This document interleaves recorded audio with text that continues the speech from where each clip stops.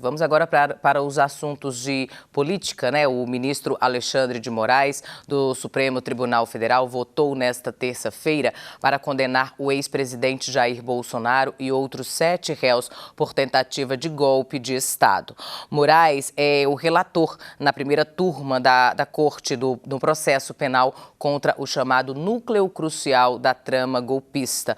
Como relator, Moraes foi o primeiro a votar no julgamento e listou o que para ele são provas cabais da tentativa de golpe. O ministro descreveu uma sequência de atos, citou documentos e mensagens que, em sua visão, demonstram a existência de uma organização criminosa hierarquizada sob a liderança do ex-presidente Jair Bolsonaro. Moraes praticamente não recorreu à delação de Mauro Cid, sustentando sua fala com outras provas, como a live de julho de 2021, quando Bolsonaro fez ataques sem provas às urnas eletrônicas. A reunião ministerial de 5 de julho de 2022, encontrada no computador de Mauro Cid, que o ministro classificou como uma confissão dos participantes. A reunião com embaixadores em 18 de julho de 2022, no Palácio da Alvorada, quando Bolsonaro repetiu ataques às urnas diante de diplomatas estrangeiros. As operações da Polícia Rodoviária Federal no segundo turno de 2022, em especial lá no Nordeste. O documento chamado Punhal Verde e Amarelo, que previa a neutralização de autoridades. As minutas de decreto que previam prisão de ministros e intervenção no TSE. Por fim, Moraes lembrou episódios violentos como a bomba em caminhão no Natal de 2022, os ataques em 12 de dezembro e a invasão de 8 de janeiro.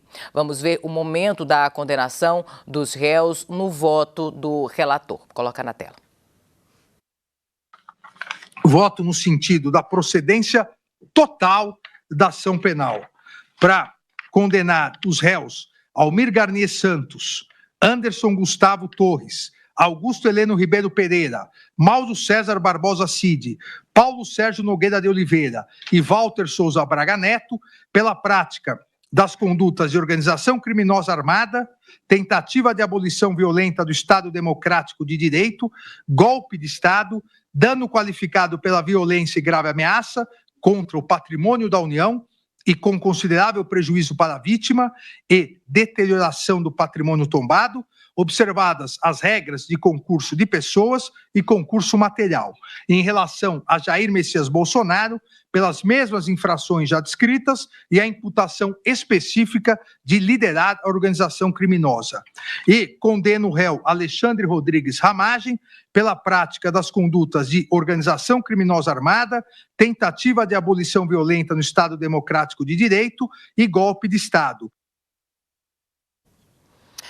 Agora vamos saber a opinião, né, dos nossos comentaristas. Eu vou aqui para 3, já vou aqui para conversar com eles, os nossos comentaristas, para falar um pouco mais sobre este assunto. Aproveitar para desejar boas-vindas ao professor Jefferson Acevedo, que chegou, né, depois aí da apresentação. Seja bem-vindo, professor. Muito obrigado a todos que nos acompanham.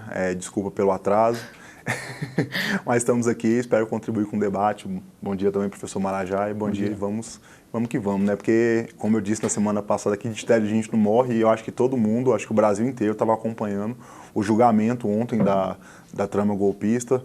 Eu acho que as pessoas não conseguiram acompanhar, logicamente, o voto do Alexandre de Moraes foi mais de 5 horas, né? As pessoas não tiveram que parar para fazer isso, para as pessoas terem outras atividades, né? A não ser jornalista, né? Que estava de plantão o tempo inteiro lá, acompanhando tudo e relatando para a gente.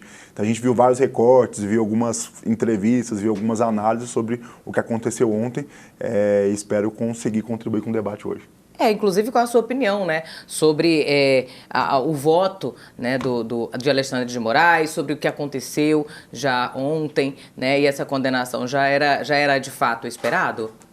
Então, a gente provas não faltavam, né? A Procuradoria apresentou um relatório de mais de 600 páginas e o Jair Bolsonaro aparece em quase 200 dessas páginas relatando de fato o que aconteceu.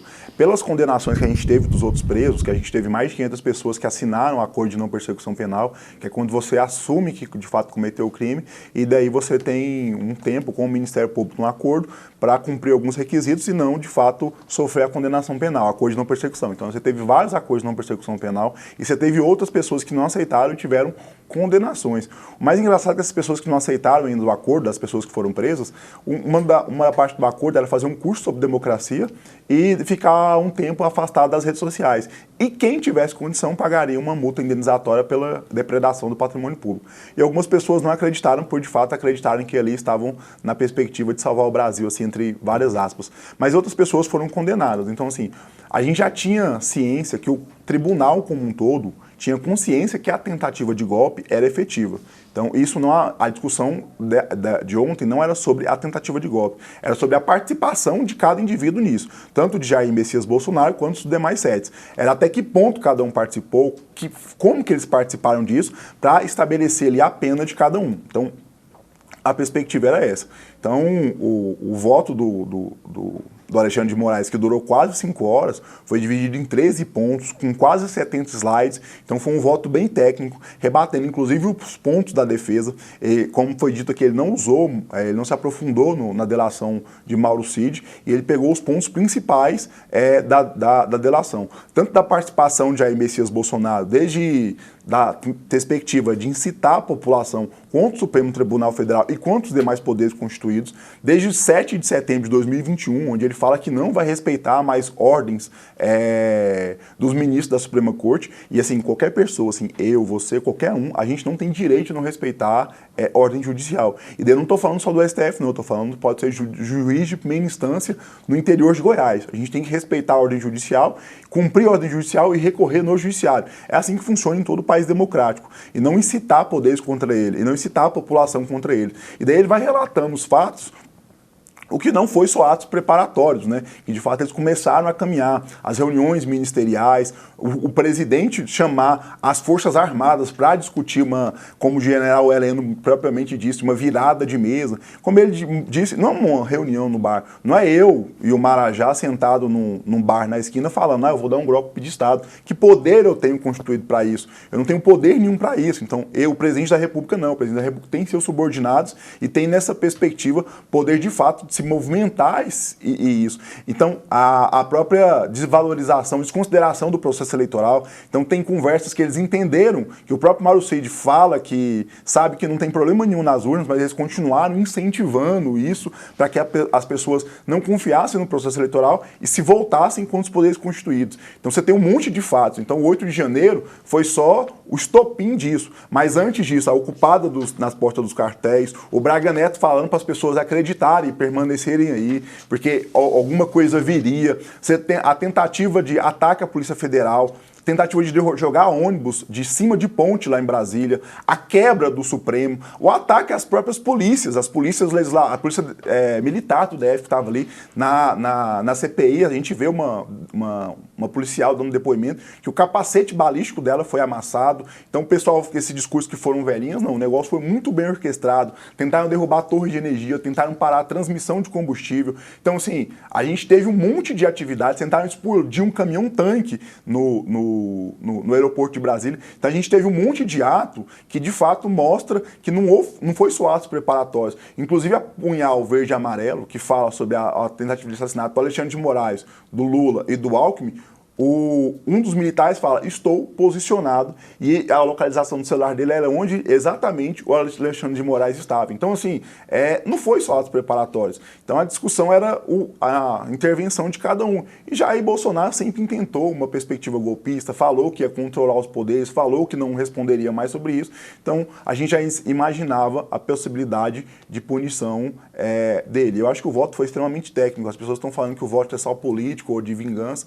De fato, poderiam pegar esse voto do Alexandre de Moraes e estudar uma aula de direito processual penal e direito constitucional penal. Certo, obrigada, professor, pelo comentário, né, pela opinião. Professor Marajá, a sua opinião sobre este assunto é de fato um cenário que já era esperado? Mariana, Jaque Moura, só antes de entrar nesse comentário em si, eu queria só voltar na matéria anterior para fazer um elogio com relação à corporação tão importante do nosso estado, que é o Corpo de Bombeiros, né?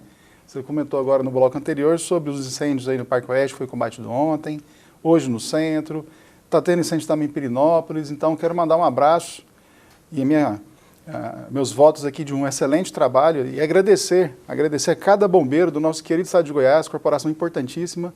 Muito obrigado pelo seu trabalho. O trabalho de vocês é muito importante. Muitos incêndios, né, que estão acontecendo em todo o estado de Goiás. Sobretudo agora, nesse mês de setembro, né, que é o pico da nossa seca, né? Isso é verdade. Agora voltando aqui ao ponto-chave. Vingança ou justiça? Então, antes de entrar agora no meu comentário, eu só quero fazer uma observação, Jaque.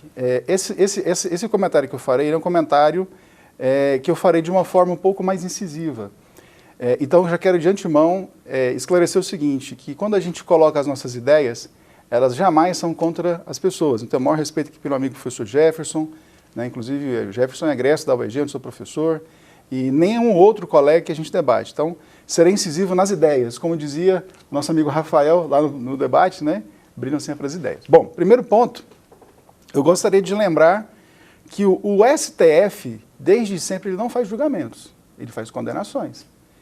Desde sempre nós sabemos que o que está sendo decidido já estava previsto.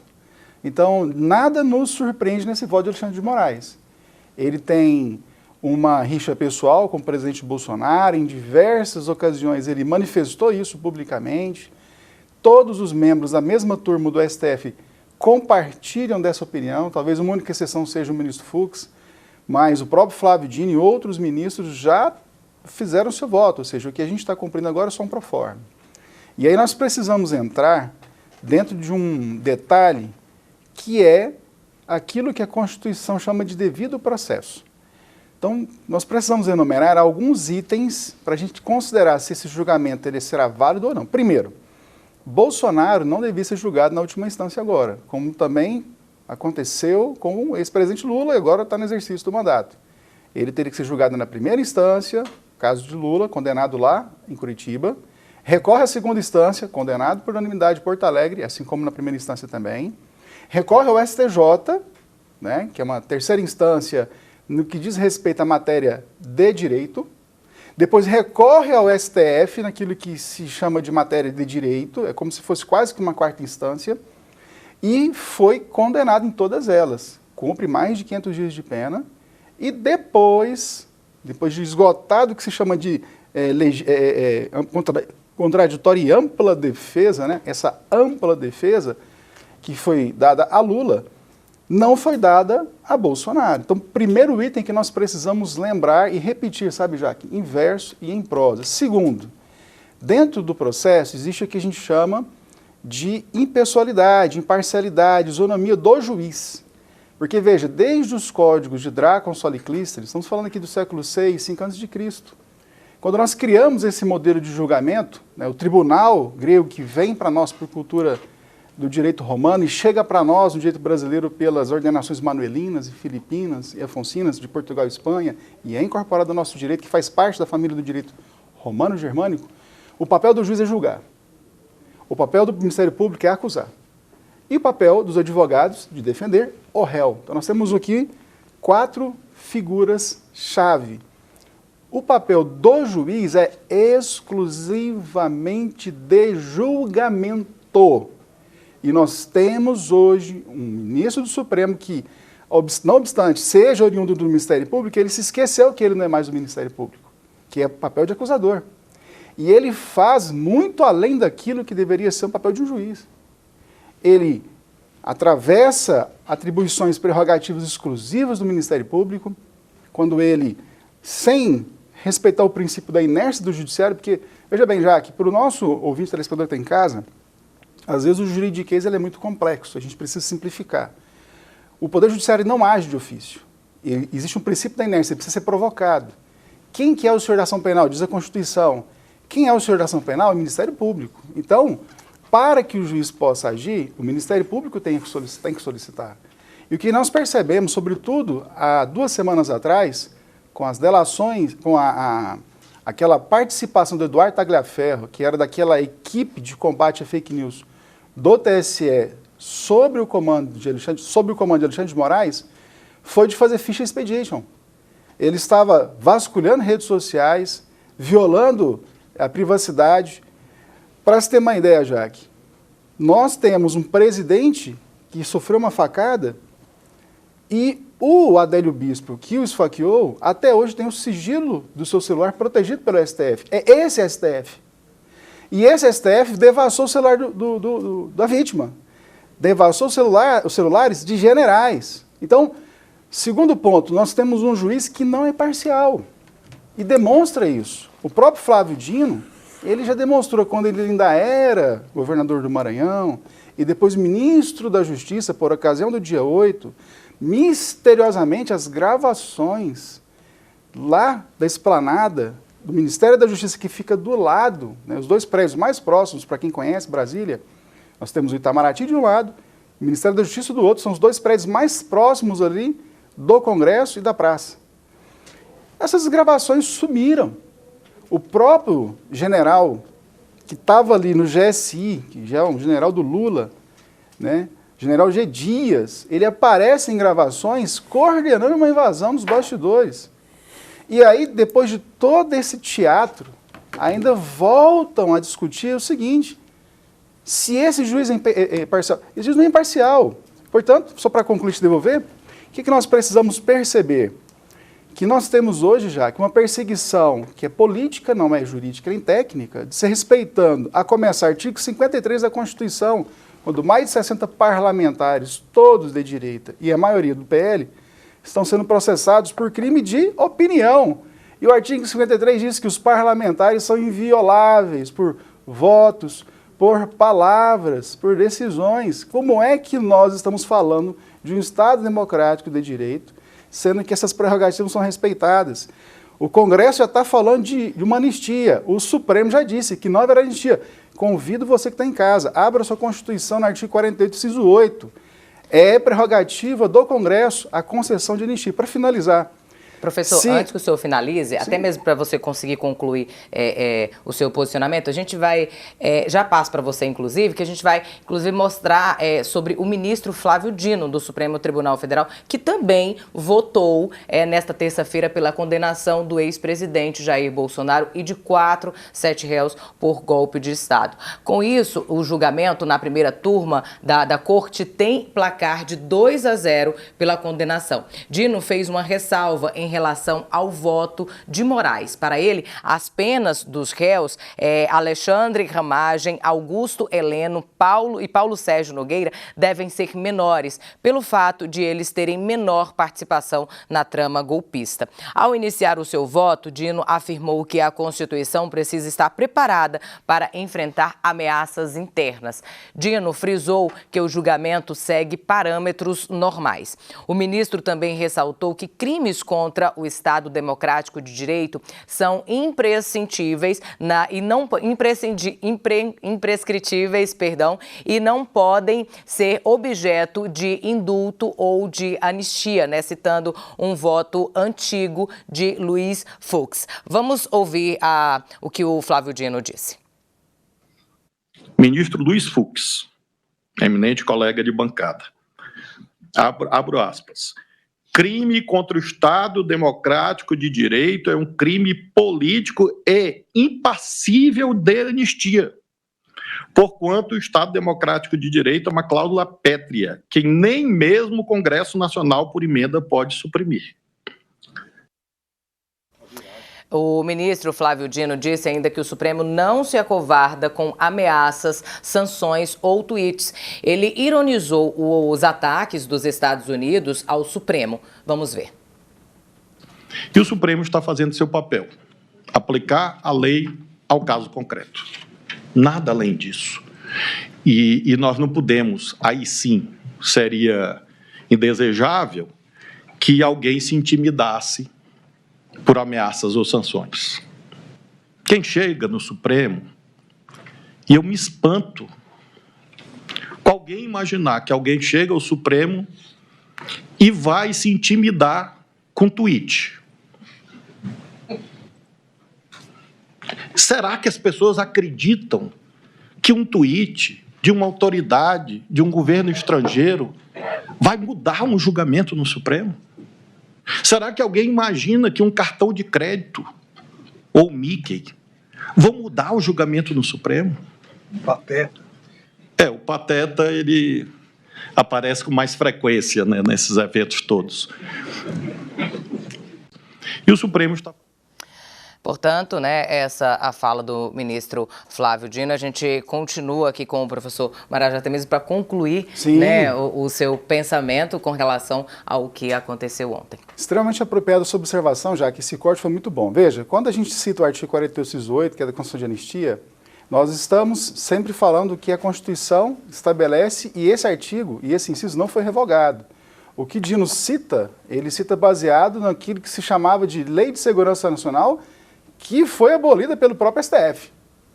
O STF anulou essa Lei de Segurança Nacional. Então, se o STF ele diz que essa lei não existe, ela é inconstitucional, por que ele reporta? São as contradições, algumas das diversas contradições desse processo. Só para finalizar esse primeiro bloco, te devolver, Jaque, eu fico imaginando que se o Brasil e o STF enfrentassem o crime organizado, como ele está fazendo aqui agora, nesse julgamento, o Brasil seria um país de primeiro mundo. Então, daqui um pouco a gente retoma para você avançar na pauta. Eu tenho alguns outros itens para a gente elencar, mas para não delongar demais e a gente fazer aqui o debate rodar, eu vou finalizar com essa observação. O Brasil era para ser melhor do que o Canadá dentro disso que o STF comenta, se ele combatesse o crime organizado com essa mesma intensidade.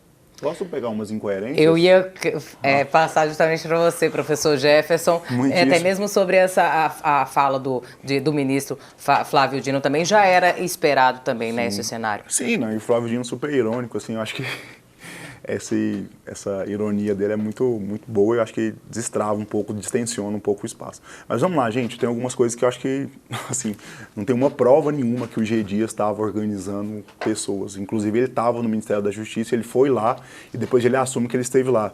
Quem estava distribuindo água lá são 7 tenentes que eram da segurança pessoal do Bolsonaro que não foram exonerados. Então, assim, qual que foi o erro? O erro foi, de fato, não ter exonerado pessoas que eram da segurança pessoal do Bolsonaro, que estavam no Palácio do Planalto naquele momento e que, de fato, ajudaram aquelas pessoas. Inclusive, as pessoas sabiam muito bem o que estavam fazendo, porque quando elas entraram lá no GSI, elas pegaram armas, elas sabiam onde estavam as armas, sabiam onde estavam as coisas. Então, assim, não tem prova nenhuma disso. O G. Dias, inclusive, nem foi denunciado. Outra coisa, primeira instância, gente, esse debate já passou, o que aconteceu, tem decisões do STF de muito tempo. Por quê? O deputado estava com foro de prerrogativa de função, não é foro privilegiado, foro de prerrogativa de função, então ele era julgado pelo STF. O que ele fazia? Ele pedia a renúncia do mandato, caía de novo para a primeira instância. Aí voltava para a primeira instância, ele se candidatava de novo e voltava para o STF. O cara não era condenado nunca. Então o que o STF decidiu? Se o cara está aqui já, ele vai continuar sendo julgado aqui. A perspectiva era essa. Então, assim, para não ficar indo e voltando. O que o Congresso está tentando fazer agora? Uma lei da blindagem. O que eles estão voltando lá agora é um tapa na nossa cara. Eles querem voltar para a primeira instância, porque aqui um deputado federal tem muito mais força para influenciar o judiciário aqui do que lá em cima. Até porque quem indica o desembargador aqui é o próprio governador do 5º Constitucional. Então o cara tem muito mais força, um deputado da base que estava sendo julgado pelo STF, tem muito mais poder, ele voltando para cá. É isso que eles estão tentando voltar agora. É isso que o Centrão e o PL estão tentando passar agora. Eles estão tentando passar impunidade. Por quê? Porque eles sabem que no STF eles vão ser julgados e tem grande chance de ser condenado. A perspectiva é essa. Então essa discussão, eu deveria voltar para a primeira instância, não era isso. Não era isso. O Lula começou a ser julgado na primeira instância. Inclusive, quando vazou a ligação da Dilma, que grampearam uma presidente, agora eles estão reclamando de soltar a conversa, mas grampearam uma presidente e soltaram a conversa no Jornal Nacional. Aí ninguém reclama disso, não. Isso é crime de Estado. Se isso acontecesse nos Estados Unidos, o Moro tinha sido preso. O Moro tinha sido preso. Isso é crime contra a pátria. Mas tudo bem. Vamos lá, passou, né? O que aconteceu? Vai para a primeira instância quem começa na primeira instância. Se começou no STF, continua no STF. É isso que aconteceu em relação ao Bolsonaro. Os processos dele começam no STF. E por que cai sempre no colo do Alexandre?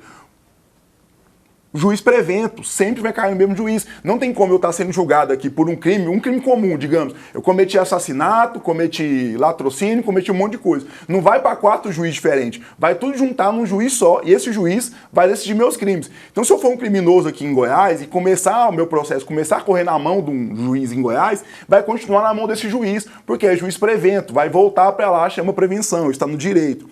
O celular da Adélio Bispo, gente, assim, com todo o respeito que eu tenho, mas isso é uma fake news gigantesca.